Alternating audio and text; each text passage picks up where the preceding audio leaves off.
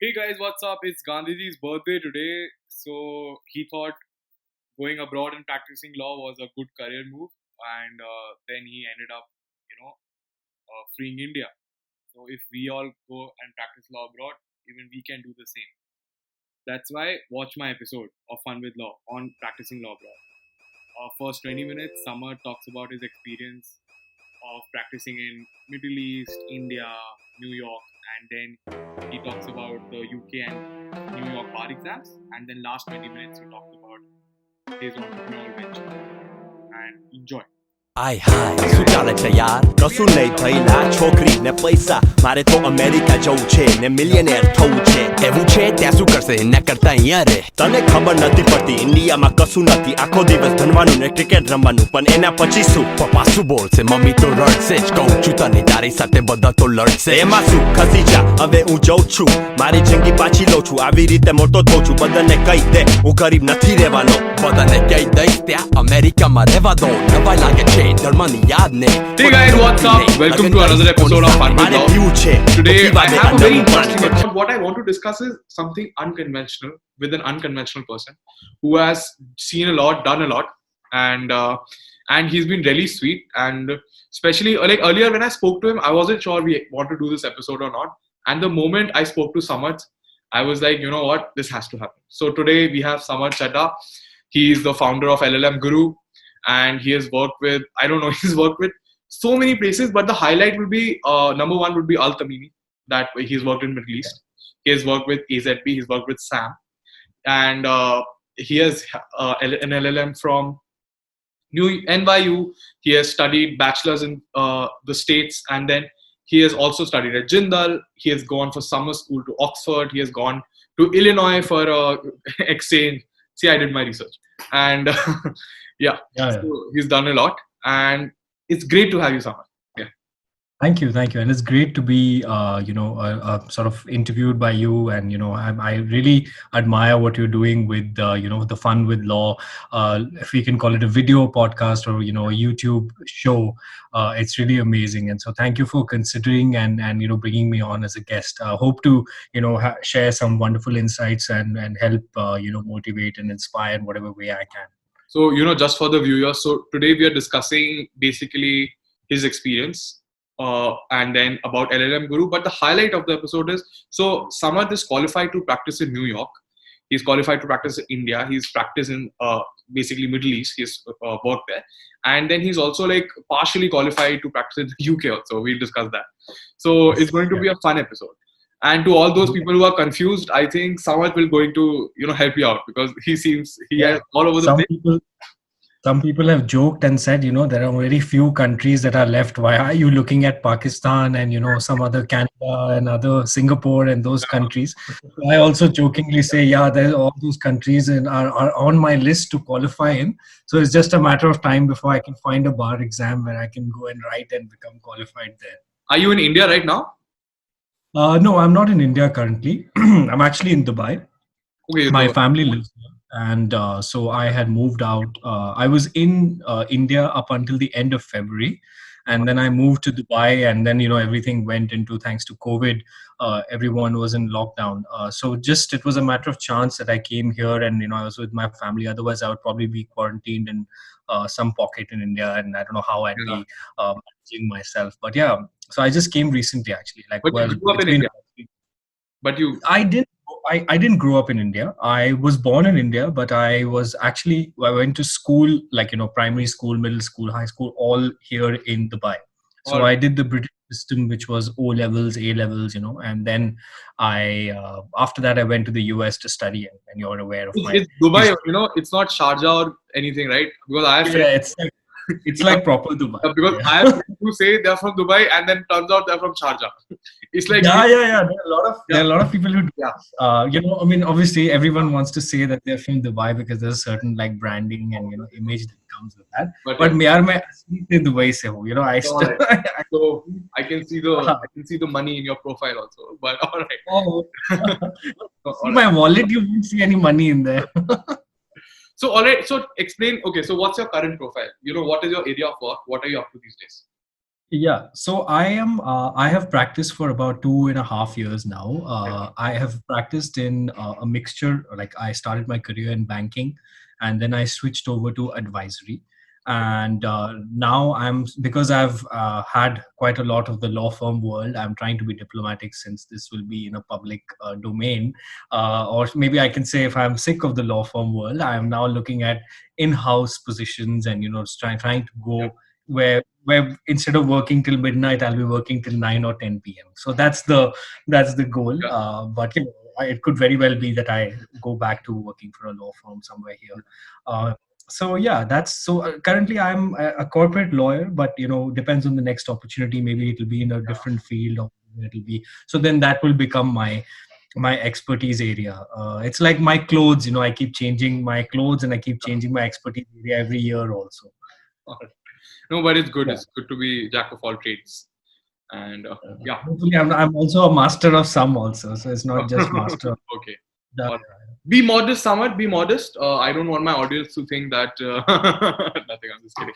All right. All right. So, tell me about your journey. Tell Yeah, me so, two turning I that changed you. so, much like I think it's interesting because I decided to do law much later in life. So, like most people, when they're doing the 5 year course or they're like doing a 3 year graduation and then they think about doing the 3 year LLB. So, by the time they're 19, 20, or if they're doing the 5 year course much earlier in their life, they've already decided to look at law.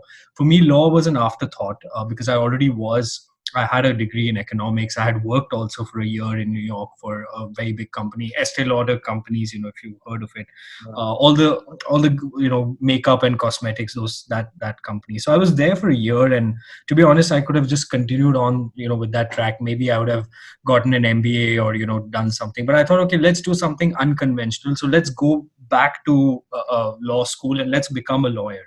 So at the age of 23, I decided to, essentially go to law school, which is that's not something that most people do. They either work for a few years and they go to business school, or they have thought about law right from the very beginning. So it was law was like I built a second career in a sense. Yeah.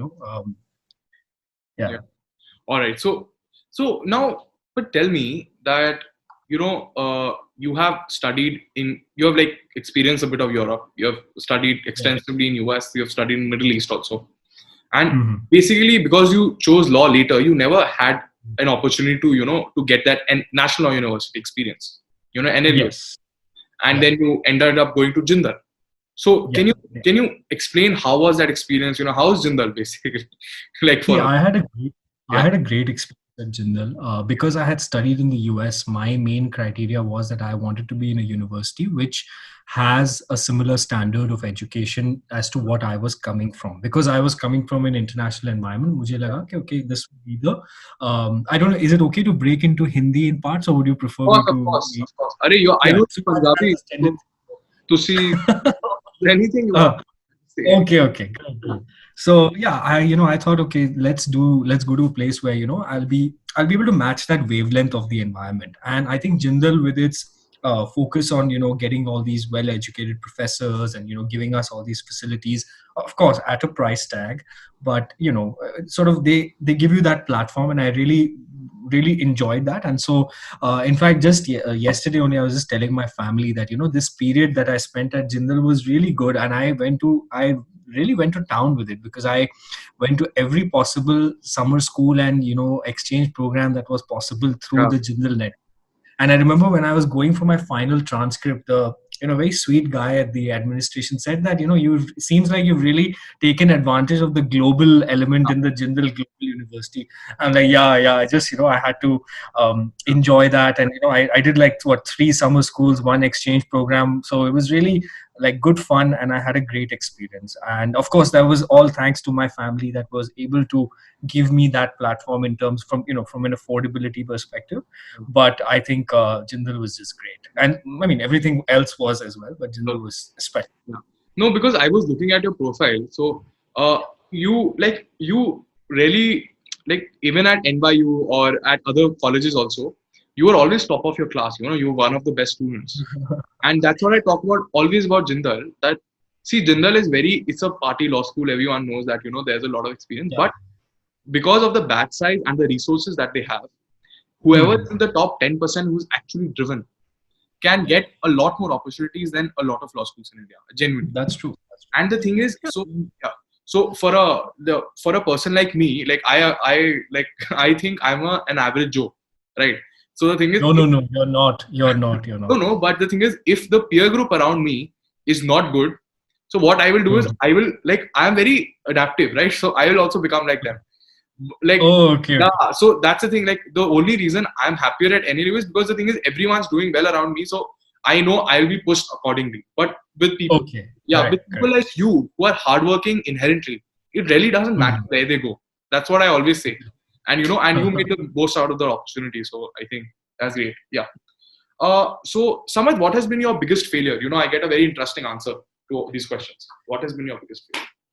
So I'll tell you one failure which sort of came at the end of my academic career in a sense, because thankfully I had a pretty good academic career, as you mentioned. I was at the top of my class and everything. So one very weird failure was my first attempt at the New York bar exam, which I was not successful in.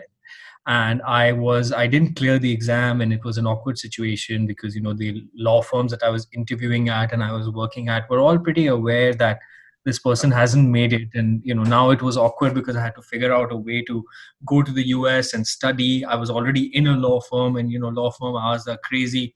So it was the issue with this failure was it was very public. It was sort of humiliating because I had actually never failed in such a high stakes exam. I had always been good at exam taking and studying, and I wasn't even sure if I was able to like study and go back and be able to prepare, because it actually involved me physically taking a flight back to the US and clearing the exam. And I was also very vulnerable because I was like, yeah, how the hell am I going to clear this exam? So I would say it was a big, and it was my biggest and most interesting failure, because I was like, okay, how do I come back from this? The good news is that I did, because I actually did put in a study plan and I studied it. And then when I went back in February, I was actually able to clear the exam. And I kid you not, when I got that thing in the email that you have been successful in clearing the bar exam, is one of the happiest moments of my life. I know I'm a huge nerd and a geek, and the fact that someone could be happy clearing a bar exam, but it was that period between when I got the letter saying that you weren't successful till the fine time. It was just a lot of anxiety, but I managed to do it. So I think that's what I would say. It's a nice like failure to success kind of story. But if anybody is listening to this and they haven't cleared it or they're thinking about it, my only advice to those people would be to just go back there, give it one more chance, because it does, when you clear it, you feel really good. Yeah. And talking about New York bar, and these are one of the few, see, while you're growing up, right, and especially if you want to be a lawyer, there are few words just thrown around, New York bar, California, Oxford, Cambridge, or things like that. But funnily enough, on failure, the thing you told me, see, JF Kennedy, right? So his son, he cleared the New York bar in 3 times. Yes. Yeah, so he cleared it the 3rd time. So there are a lot of famous people who don't clear the bar exam. I think, I'm not sure, but one of the former US presidents, and there's like a very big list of people that kind of don't make it for the first time. Yeah, so part of an elite club, I guess. Yeah, all right. So okay, so just one question before we move on to the exams and all the qualifying factors. Sure. How was the experience of working in Middle East? Obviously you've lived there always, but and especially you first worked at SAM and then you went to Tamimi, and Tamimi again, it's one of the best firms in its own right. So how was your experience different, and is actually the money gap too much? Like, do they pay a lot? Like, is it worth it to work? I'll be honest. The money is quite. There is a very stark difference between the law firm salary in India and the law firm salary outside India. Partially, it's because we have not opened up our system to foreign law firms, and so Indian lawyers are artificially paid lower, if I can say so. If once that opens up, then there will be more of a parity between the law firm salary outside and in India. the most immediate difference or the most obvious difference when you work in an international environment is that you're able to work with lawyers with different levels of training and from different countries. So like in my team, I had lawyers from New Zealand, I had lawyers from India, I had lawyers from Pakistan, I had lawyers from the UK. So there was, somebody was trained in, I think there was also people from Egypt and, civil law training. So it was very interesting because every person had a different way of reading and writing emails and reviewing agreements. So like people with perhaps more Australian, New Zealand experience, they were more organized, they were more laid back. They had their, they would come in at 8 a.m, they would leave by 6 7. They had their, like, somebody would go play golf or they would go to the gym. They used to eat very healthy snacks. The people from India, Pakistan were workaholics. They were like, they used to wake up they would come in a little later. They would, work till very long hours. They would expect that from you. So these were some of the, where they were coming from. Their working style reflected that, that sort of training in that country that they were from. So that was I think I enjoyed it. Sometimes it can get a little difficult to adjust because you have to spend some time actually working with that person before you can figure out, okay, what is his apt style. But regardless, I think it's great if you work with people who are from different countries and training, because you can Does actually the output learn. matter? Does the output Sorry. matter? Does the output in terms of, for example, your Yeah. output as an Indian, you said, for example, someone from New Zealand, so they didn't put as many hours as you guys. But did the output differ in terms of quality? Yeah, so see, that's a great question, because the thing is with those people that were, perhaps they were working only till 6 or 7 and they were coming in really early, they were super efficient with their time. So they were getting their workout as well. They were also, they were able to work much faster. They were able to, I mean, it's just a way of, their emails were very interestingly written. They were not very long, but they were just like, so if I could just learn that style of, okay, how can I write this email, or how can I come in earlier and by 6 p.m. I'm done. It's not like in an Indian law firm you're working till 10, 11 and even beyond. So that was something very nice, that, okay, they're still working, they're still working till about 10 or so. Sorry for that disturbance. It's fine. But yeah, you can just edit that out. So, it was interesting. No one expects much quality from me. It's fine. No, I think somebody wasn't aware that I'm actually on a call. Right. So yeah, that it was interesting how they were able to get so much done in that same period, whereas I would come in. I'll be honest, I wasn't able to come 8 a.m. even a single day, because I was working till pretty late. But I would come in at like 9, and then at 6 p.m. I would be like, wow, these guys are even done with their work. I still have, like, and my to-do list was like expanding at that point. So I think in that sense it was a learning experience. But sometimes it's also that these people are more senior. They have learned. They are able to do the same thing a lot faster. They can also take calls on what kind of work they do and when they do. As a junior associate at some of the international and domestic law firms, you don't have much choice. You might just have to burn the midnight oil a lot more than some of the other senior guys. When you talk to the senior folks, they say we've done the same thing when we were in your shoes.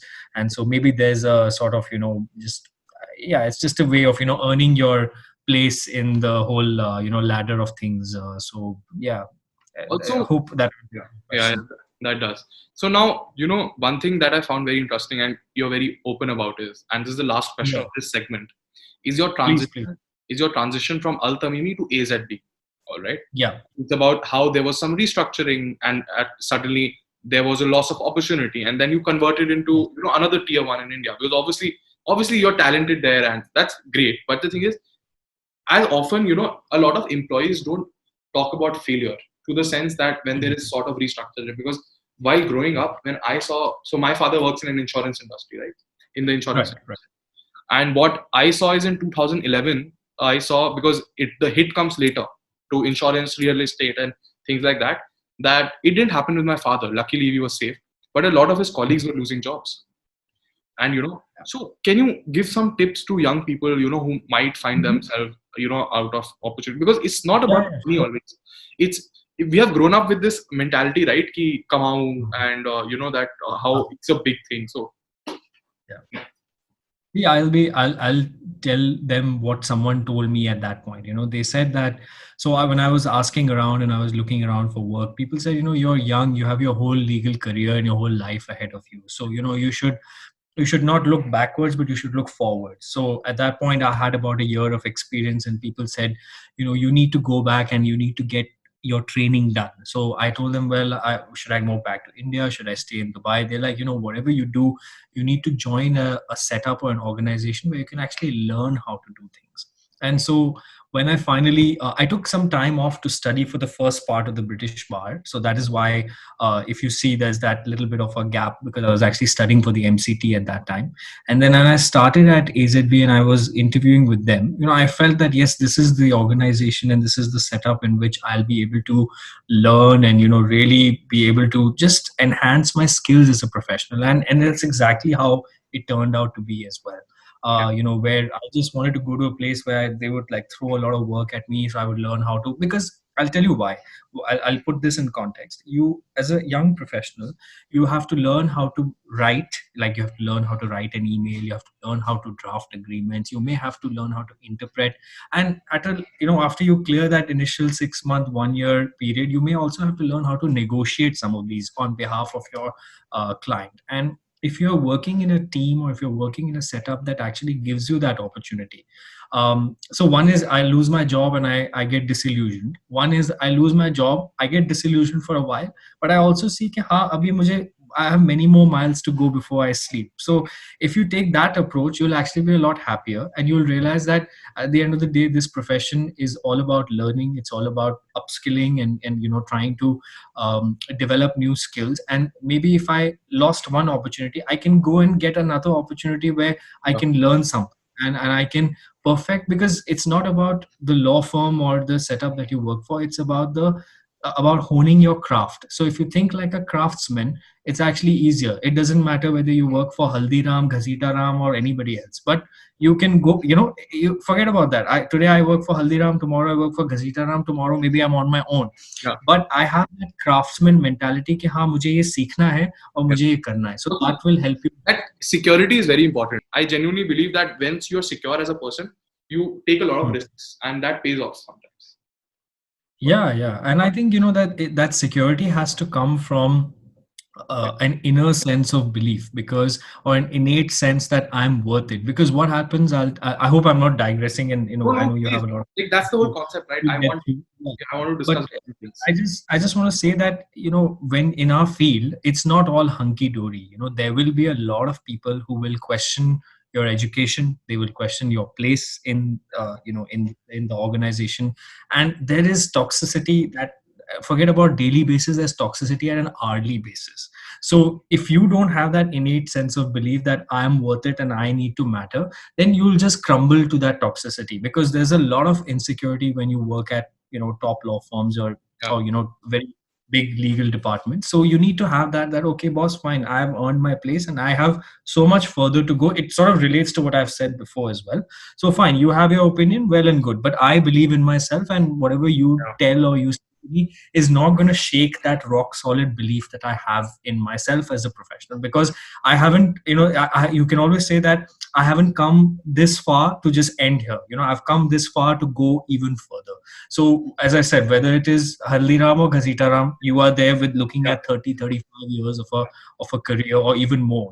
So just have that mentality as a youngster. Yeah, like मिठाई बनानी आनी चाहिए. किसी भी दुकान पे बैठे हो, क्या फर्क पड़ता है? Exactly. And now I'll end with the TED Talk mode that I just took on for the last 5 minutes. Yeah. All right. So now coming on to the next segment. All right. Now this is like a lot of viewers, I'm sure they're watching this for this only. So can you tell me that, okay, so what it takes to qualify for qualify to practice in the US? So there are 2-3 parts. Okay. What it takes to qualify. And I know that there are different qualifications for different states. So it's not like India that you give one bar and you qualify every. Yes. Yeah, and then we talk about UK. So start with the US first.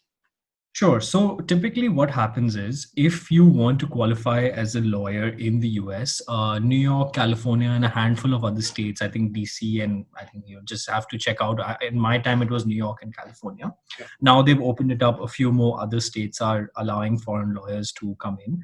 So the way it worked in New York was if you had an Indian degree, you had what they called as a durational equivalence, durational gap. So the LLM would help you, that 9 months or 8 months would help you fill that durational gap, and then you would be durationally equivalent to a American education that you would have. So whether you do a 5-year or 3-year course, you need to top it up with an LLM so you can write a bar exam. And you have to do Now, it.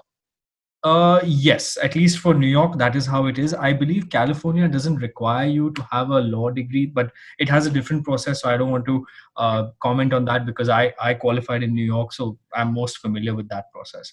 So New York में तो यही system है कि you do an LLM, then you become eligible to sit the bar exam. And then the bar exam is a 2-hour ordeal, a 2-day ordeal, which is 6 hours on one day, 6 hours on another day. It's almost like a test match. You wake up in the morning, you go, you have one session, you have a lunch, and then you have another session. So it feels a little bit like that.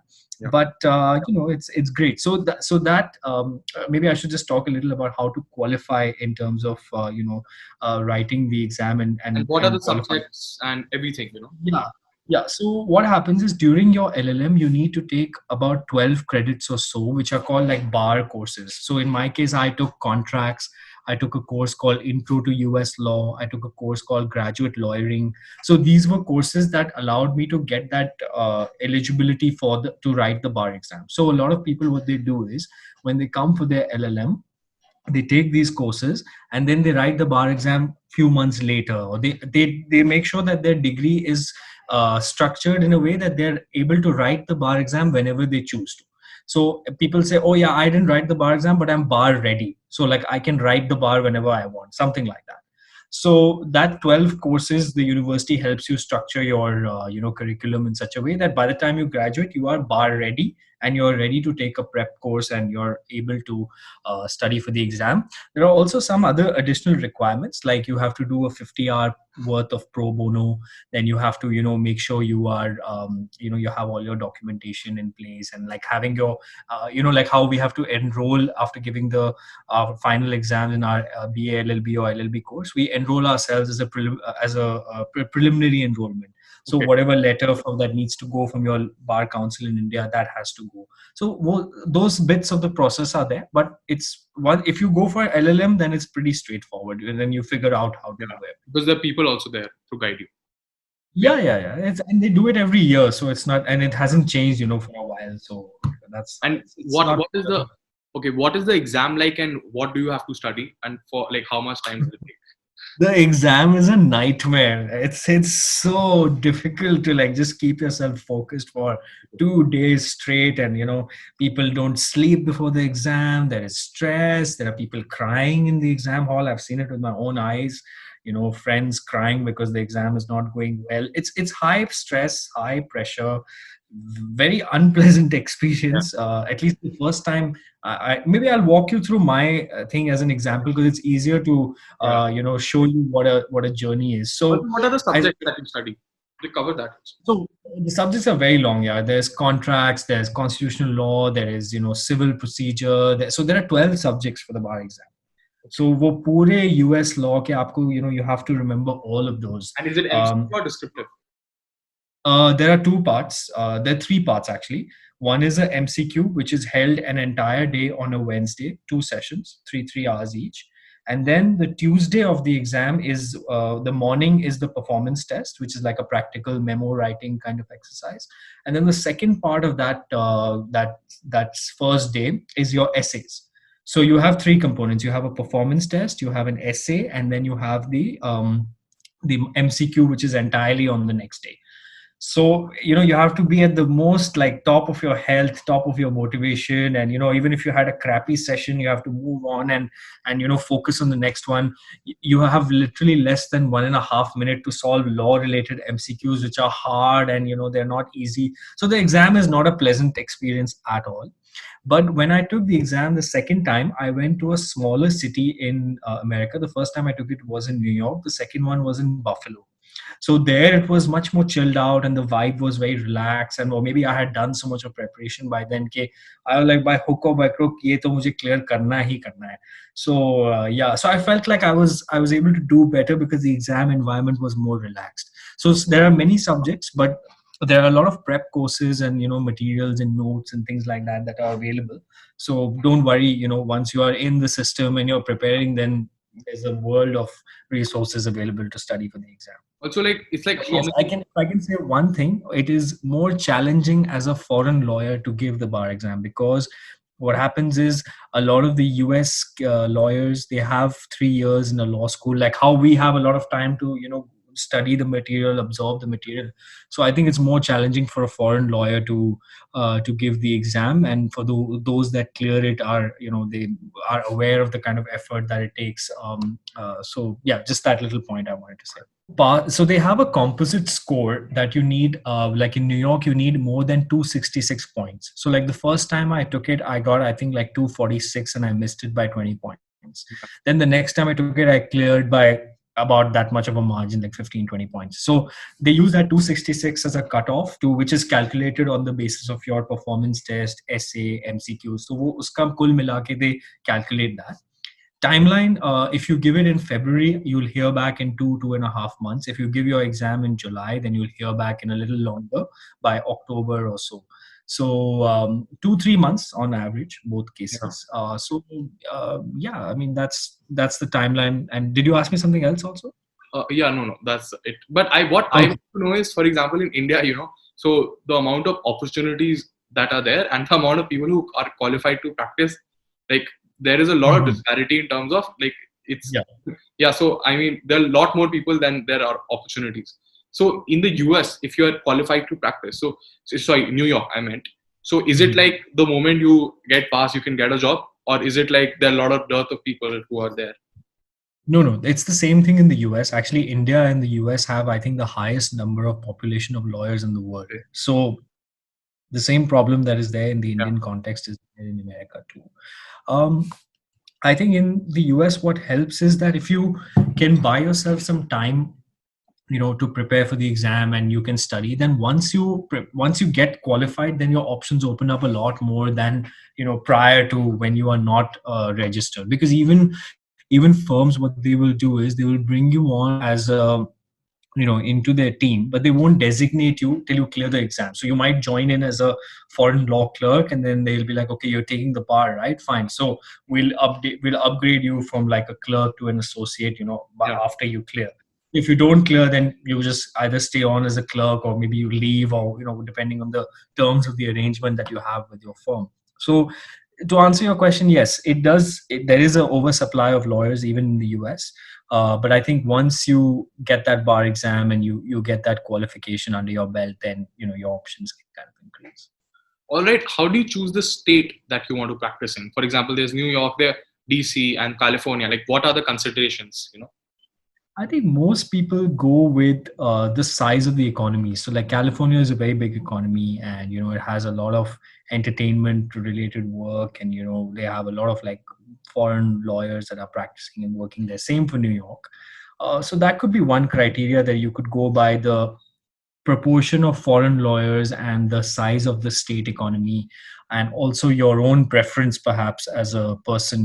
Like I don't know if I would want to, I mean, I studied on an exchange program in Illinois.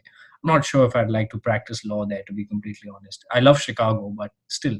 So you can go with your own preferences as well in that. So yeah, a mixture of the market, a mixture of where foreign lawyers are, and your own preference. I think these are the rough considerations. Maybe even the prestige of the law school that you're graduating in. So if like you go to a very strong regional school that is known very well in that region, so you might want to stay there and try and find work, because your the law school that you're graduating from is very strong in that market, in that regional market.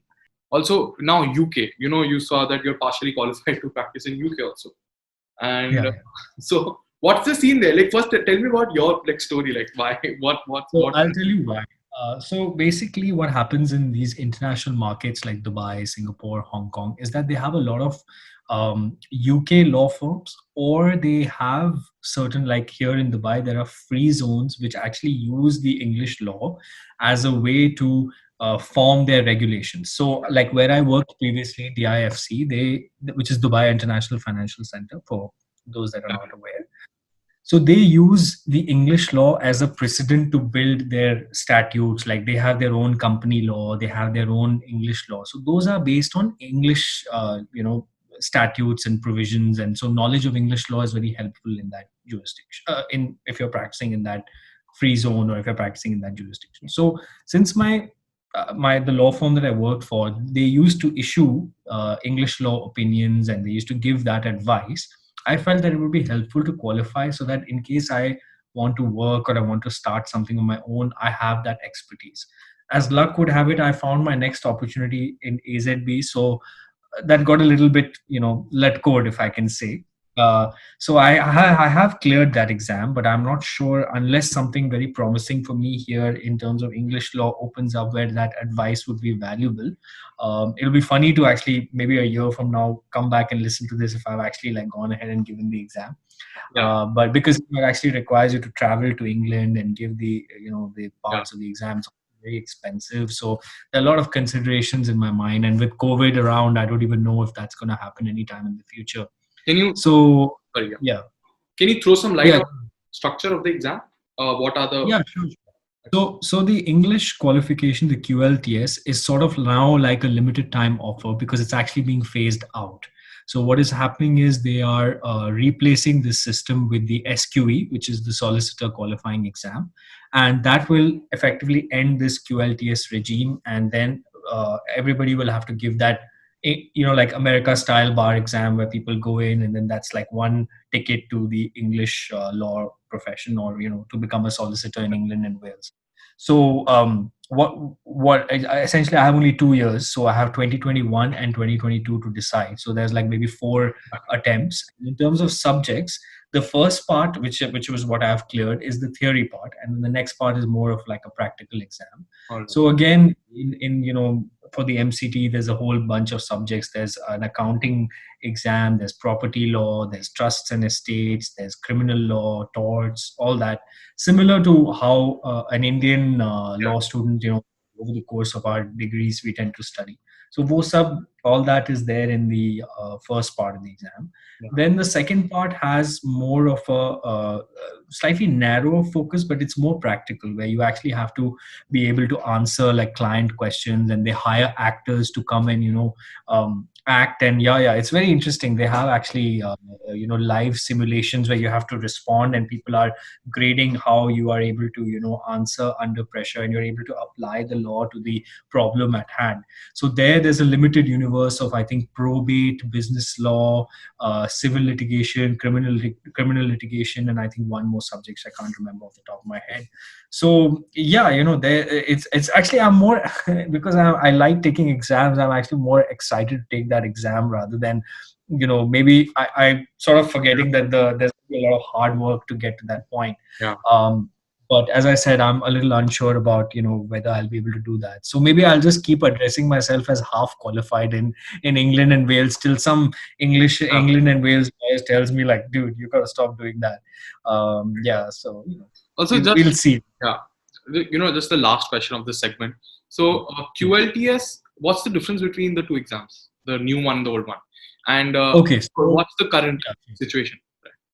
So QLTS was the older regime, where in order to qualify in England, you had to do if you were coming in from their system, you would do something what is called a legal practice course, and then you would train for 2 years as a paralegal, and you would qualify as a lawyer by getting a training contract. That was the older system. Now what is and so that was there, and then there was QLTS. So these two systems were working, hand in hand. And if you were a foreign qualified lawyer, you would use QLTS. If you were coming from England and Wales, you would use the LPC and training contract model. Okay. Now what's happening is that they are basically making it one process with the SQE. So that SQE is the solicitor. Are you laughing because my hands are moving in a funny way and I'm just thinking about the next question I'm going to ask. So I'm laughing around that. Oh, okay. All right. Fine. So anyway, I'm going to put my instructor mode on. So, they're going to become one big tiring exam, which is going to go on for 12 hours. They're basically trying to become like the New York bar. We are going to stop with this because people were having difficulty finding training contracts, and QLTS, there was like a whole, anybody sitting in any part of the world can come and qualify through this exam. So they are trying to streamline the process essentially and make it one for everybody. All right. Yeah, because even like our vacation schemes are going on, and we have to get a training contract, things like that. So I didn't know this. So by the time I pass out, so then I want to basically look for a training contract if I want to practice in the UK. Yeah, I mean, I don't know whether they will see for QLTS, they have given the people who've cleared the first part one additional year.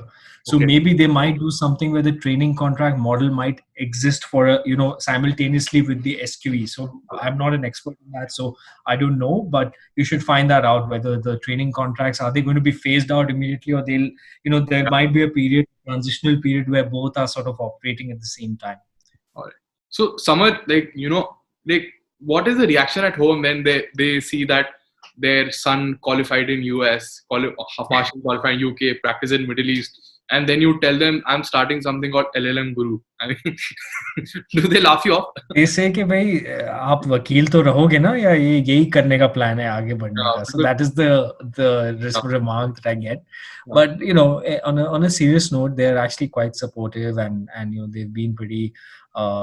Maybe they're also amazed and impressed in a way that I decided to set something up of my own, and I try to take something where I could actually advise students and work with them, because back in their day it was all about one job or two jobs, and that was your career.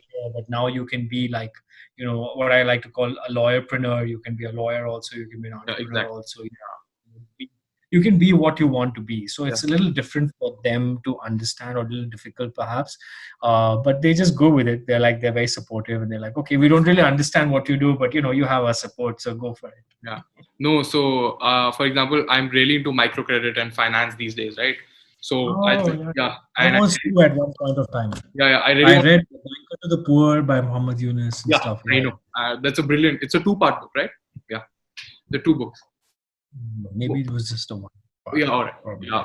So I'm really into that. So I was talking to my mom that this happened, and her only point is that will you remain a lawyer or not? And because see, it's a matter of pride, right? Like people are like, yes, ghar mein vakil hai. Like it's a especially North Indian homes is considered to be a very lawyer doctor, Yeah. And it's also a thing that they feel that the lawyer job is more stable. So if you do anything else, then they feel that at least if you're doing this, you'll be able to take care of yourself. So I think that it reflects a parental concern. Yeah. More so than perhaps the merit of the profession, if I can say. So give me a background about LLM Guru. Right? Like what are you guys doing? What's happening? Yeah. Sure. So we have a very active Instagram and LinkedIn page where, we have sort of bios of people who've done the LLM, and they're very kind enough to take out time and, send us a write-up on their experience. And so one aspect of the whole setup is to inspire and use the story narrative model to, tell about positive examples and, basically inspire people to study further and invest. And, if somebody has a dream to go and study outside, they can probably use some of the positive role models that we provide. Yeah. Then the other more business end of things is, editing SOPs and CVs and looking at application, somebody's application. Okay, how can we use what they have and, help them present their best version on paper? So there's essentially 2 parts. One is a more commercial side, and one is a more like, motivate, inspire kind of thing. And we also now we have people coming in about talking about how they were planning to be a lawyer, but then they switched and now they've become something else. Like somebody's become a career coach, somebody has, somebody is giving tips on how to study during the lockdown, how to be more productive. So we're also moving away a little bit from that whole LLM space and talking about law school motivation and other things. So yeah, it's great when you're an entrepreneur. You can kind of push the envelope in whichever direction you want to go. So I think I'm enjoying that aspect now quite a bit. Yeah. No, but I was talking about the commercial. I was looking at basically I was checking out your website for the. Oh, okay. Wow. And I saw that you charge like whatever amount you charge. Right? Do you mind if I disclose it? I would actually prefer not to, because I don't want people to start thinking of me differently in a way. Yeah. So, no, but my point here is, so आप मुझे free में क्या दोगे? मतलब अब like I'm doing this podcast. आपके लिए सब कुछ, everything is free for you, no problem. Come whenever. I also, anybody that comes to me and says I can't afford the fees or I can't do anything, I work something out for them. That okay, no problem. You can, if maybe I can look at your CV, or I can look at something that maybe for me it will only take me half an hour or 20 minutes, but it could really benefit you a lot. Yeah. So I've done that. And in your case, you might have to call me for like 2-3 podcast episodes to earn that kind of goodwill. Wow. But no, I'm kidding. No, most but that's great. But you shouldn't say all this in public, yeah. Then people will come to you, you start emailing you to work for free and things. दो तीन podcast में आ जाओ, then I'm just no, because Coursera, right? So when you do Coursera, there's an option where you can write them an email that I really can't afford this, and so yeah, I know, I've done that too. Yeah, and then I told them I'm an entrepreneur and I have no money, and the exchange rate high, very sweet. They gave me the course. Yeah. No, so like my richest of the friends will do it. Like the most South Bombay people you will meet, and they will be like richest of people doing it. But okay, that's how you stay rich. All right. So big company, so they're like, okay, ye hame 10-15 subscribers, we just need to help them out. Okay, what do we care? And then we speak highly of them, so it kind of helps them in a way. Yeah. No, also talking about LLM Guru a bit. Now, can you walk through the process of entrepreneurship in the field? Because just talking about entrepreneurship here is, see, I believe there's a lot of elitism when you look at others, right? So when they look at you, and especially a person at your age, when they start doing something like a startup, or like what is valued is like chamber practice is something that is more the highest, right? And then comes the corporate, and when they see someone doing entrepreneurship, like it's not like engineering, right? It's like they will always judge you. What is he doing properly? Then so how do you deal with that? What's the process? I think one is that, it can get hard, because one is that, especially for someone like me that also wants to keep the lawyer end of things running. If you completely disconnect and you become like 100% entrepreneur, then you're so focused and you're like constantly wanting to do this one particular thing. So in some way you become indifferent to, what the rest of the world is saying. But for those that want to keep one foot in this end of the boat and one foot in this, then you have to manage perception a little bit. Maybe I've done it in a sense where I was in sort of stealth mode for a while, and nobody really knew who this person was, and who was sort of running the show. Then gradually, once the platform became more popular and I was comfortable to be associated with it, then I can do an interview like this, which will be in the public domain. So it takes a while, to be honest, and maybe you can use that stealth mode for a bit to figure out whether you're comfortable being attached. Because yes, you're right, this the fact that chamber, law firm, and then entrepreneurs kind of at the bottom of that hierarchy. So you do struggle with the perception from time to time. But then now I felt confident enough where I could even go on LinkedIn and say lawyer and entrepreneur. So I actually have that in my bio now. So it takes a while. I think the only way I can say with how to deal with this is just give yourself time, and you will gradually grow so comfortable that you can tell people with confidence that this is what I do, and do hell with what you think of me, that kind of thing. Yeah, because for example, I'm also interning right now, right? So like to my immediate associates, who are people I work with, I haven't told them I have this podcast. Like fortunately, it's not popular that they will definitely know. Because the thing is, what I fear is that they shouldn't feel right that he's speaking out of his he's speaking so that he's a loud mouth rather than work. Like my point here is, where I'm working, my work should be the only thing that speaks for me. Right. So Okay. yeah, exactly. Because if for engineers, it's a different case altogether. Like their startups are at the top. Yeah.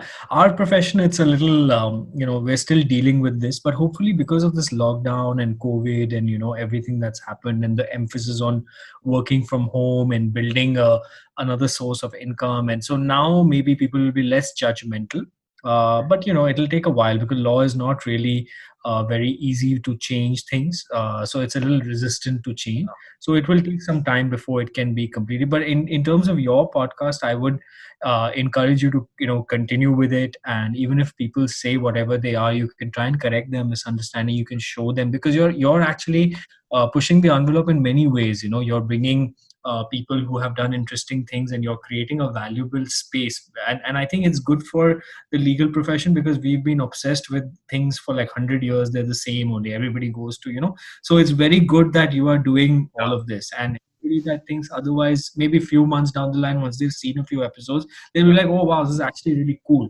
And you might also be able to make a business case for it, that look, I'm so comfortable doing all this video and putting myself out there, that I could actually add to your business or add to your practice. And I know there's some solicitation rules in India that we have to be a little careful about, but you could also just turn it around and tell them, hey, you know what, मैं ये भी कर सकता हूँ, मैं वो भी कर सकता हूँ. So then they'll be like, maybe. Yeah, see, right now the plan is to just have 24 episodes in season 1, and then we'll take it further. Yeah, but no, don't give up. Don't give up. Have like a season 2, season 3. Bring on again, because I've already given you an incentive there. So right. No, I'm kidding. But definitely do persist with it. That's the entrepreneur side of me now talking. Yeah, also, so while I talk to you, now I understand that what your logic is. So you want to build LLM Guru, and you want to basically satiate your entrepreneurial appetite, but but you also want to continue to be a lawyer. Yes, because I'll be honest, at this point, the platform hasn't grown to the level where I can live off it, So it is just it's growing and it's there, and there's a little bit of money involved, but it can't sustain me. So I need to use the lawyer side to do a day job, probably come in the evening and put a post on Instagram, that kind of thing. Like how you're doing, like you probably still want to practice as a litigant law. Yeah, but you might still have this fun with law, maybe it's a hobby. 5 or yeah, it's a hobby for me. So now, what is your advice to entrepreneurs? Basically, for example, when I look at LLM Guru, what I feel is that, you have figured out a monetization model, but it will never take off in terms of that you can hire 50 people to do. Right? Yeah.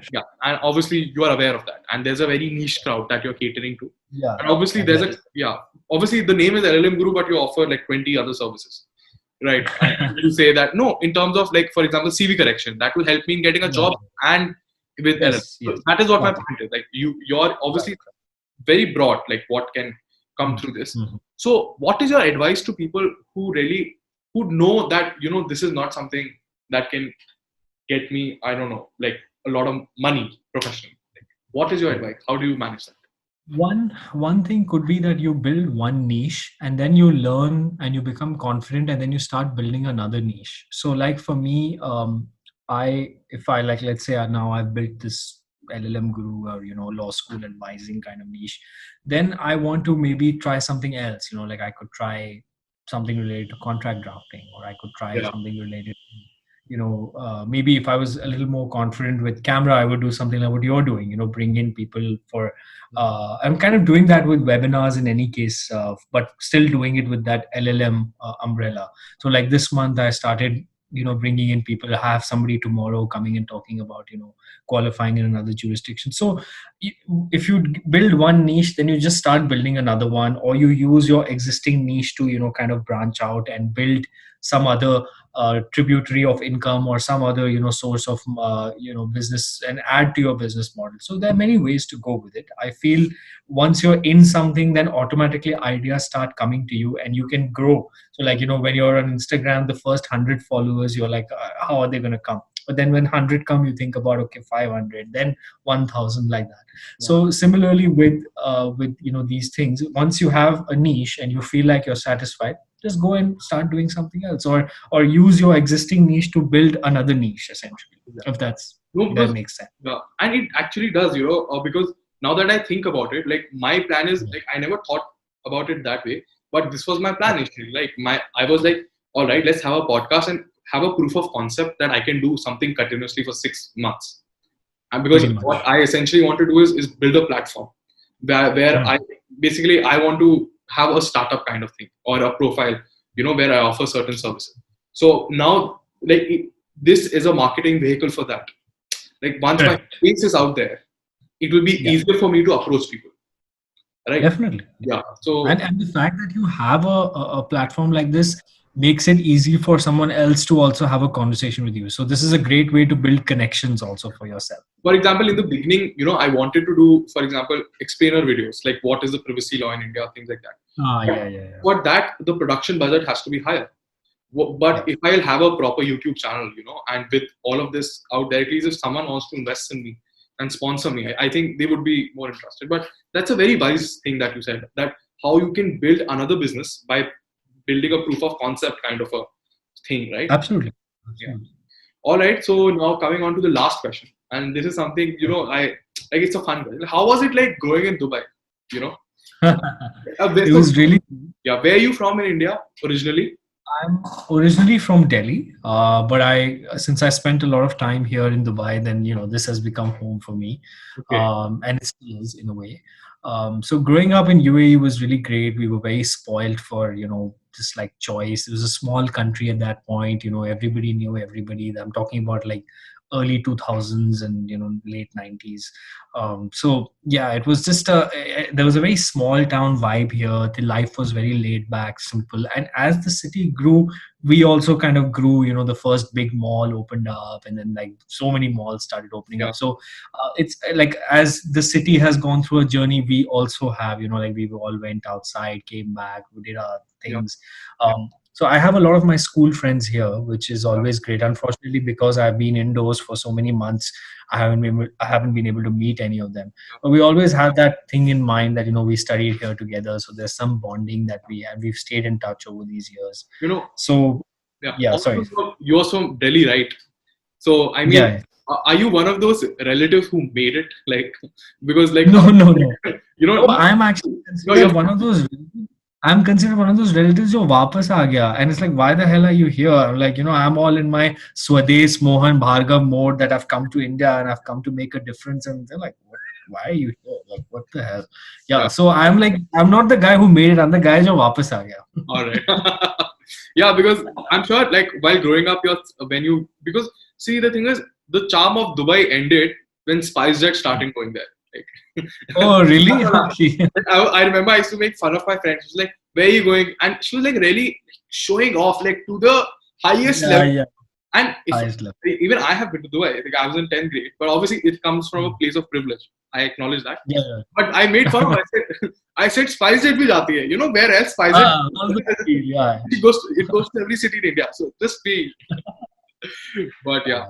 No, but it was so nice to have you. And anything else? Any social cause or anything that you are passionate about that you would want to speak? Like, if it's a platform, you can go ahead and say anything. I think maybe just lawyers and mental health, maybe, and there's some wonderful things happening in this space now. Now that there's more awareness, I think as a profession, we definitely need to think more about protecting lawyers and their mental health, or at least understanding and being compassionate and not being judgmental about what is happening. Because as a lawyer, you always have to give off this image of being competent and in control and in command, but it's okay to not be. So that's really the only thing that I want to say. I'm not qualified as a psychologist or psychiatrist to have a professional opinion, but I just feel, okay, whatever, if through this I can do anything in that space, it would just be this little bit. So yeah.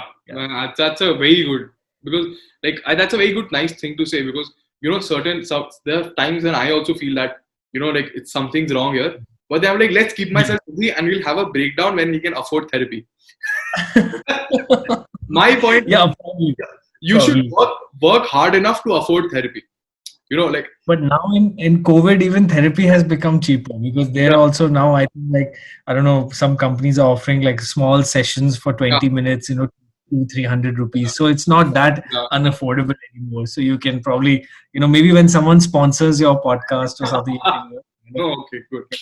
But thanks a lot, man. It was so nice to have you. And you raised my spirit. I had a very hectic week, and it was so nice to have you. And we had a very fun chat. And it's. But thanks, man. Thanks a lot. All right, it's a wrap. Aim, my heart, my Roy, my blood from the start. My enough, my family, 2 worlds apart. How do I move on, play? Give it the chase, cause no matter where I go, my soul is in the same place.